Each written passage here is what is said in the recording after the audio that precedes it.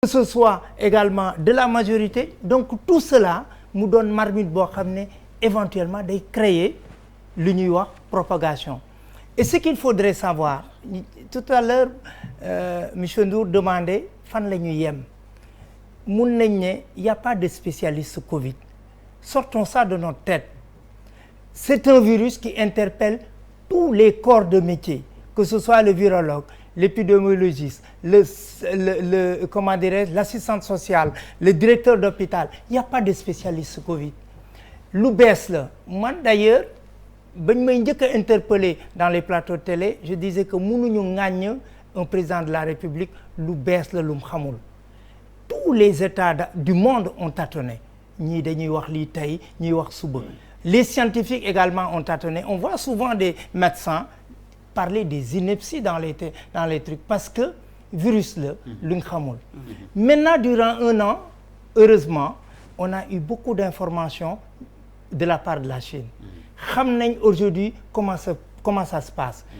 Qu'est-ce que c'est que par exemple les variants? C'est juste une mutation du virus. Et mutation day am parce que c'est une copie, c'est une malcopie, c'est-à-dire c'est mal copié au niveau des cellules. Maintenant buñ nax kenn xamul muy spécialiste bu nga buy kii day loo xam ne tous les jours on découvre. Maintenant nag y a une responsabilité politique. Da ngay gis un chef de l'opposition ne day organiser un responsable ne day organiser des manifestations def des déplacements de population sans mesure barrière mais lan la ñuy xaar day am flambé parce que am na ñu koy porter mun na am ñun ñu fi nekk nii sax on est des porteurs potentiels nga dajale ay mbooloo di leen déplacer keneen ki ne damay tibb tànk lu waa ji def ma def ko keneen ki ne damay def manifestation donc ça c'est le point d'achoppement. Pour revenir également sur les hôpitaux il y a une tension mais il y a un manque de politique sanitaire.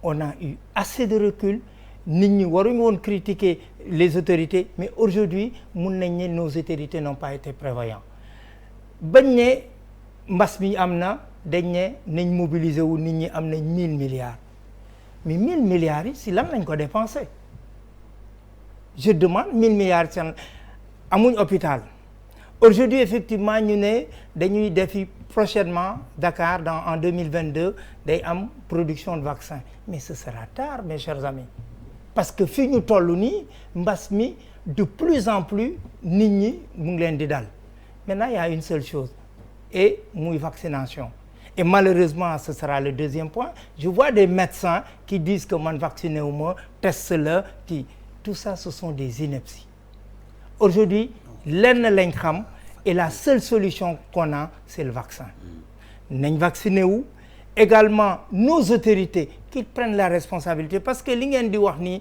problème clinique et tout c'est parce qu'il manque véritablement une visibilité de la politique sanitaire yow en tant que directeur ñeneen ñi moi j'ai des parents actuellement qui sont dans des hôpitaux dans des situations des cliniques ñoom ñu ngi malades am na ñu décédé là je suis venu am na des gens qui sont décédés mais lan moo xew hôpitaux yi amuñ des lits d'urgence amul qu'on le dise da ngay am sa malade Covid mu nekk dans une situation extrême amul fu mu ko yóbbu dañ lay wax demal sa kër nga dem di louer ay oxygène yoo xam ne wóoru la oxygène bi ñu ne la dans 2 heures de temps mu jeex buñ naxante c'est-à-dire il y a une responsabilité de la population nañ jéem a fagandeku jël les mesures barrières aujourd'hui beneen bi na gouvernement bi góorgóorlu on a même pas 900 000 personnes yu ñu vaccinées nit ñu fi doon développer l'immunité collective kenn déggatu leen nit ñu fi doon wax chloroquine kenn déggatu leen loolu yëpp amul lenn moo ñu siy génne c'est le vaccin donc il faudrait faire la communication et il y a une responsabilité de la presse parce que bu ma nee tout à l'heure ne il y a pas de spécialiste Covid c'est que Covid day interpeller tous les secteurs que ce soit les communicants que ce soit les médecins que ce soit les assistants sociaux tout le monde donc faisons demain comme dans les pays européens dem nañ ba comprendre ne il faudrait une politique sanitaire bu amuloon maintenant il faut pas confondre la foule haineuse qui ne veulent pas se vacciner di manifester wu avec le peuple. Les gens veulent leur santé, veulent se protéger. bu ñuy wax ñu ne ah mais dëkk tubaab bi sax am nañu mais ça c'est la foule haineuse, hein. Ce sont des révolutionnaires de je ne sais de quel ordre. Mais aujourd'hui nit ñaa ngi ne ngéej am lu ñu vacciné.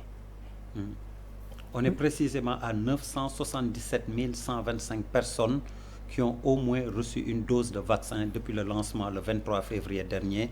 maa ngi jël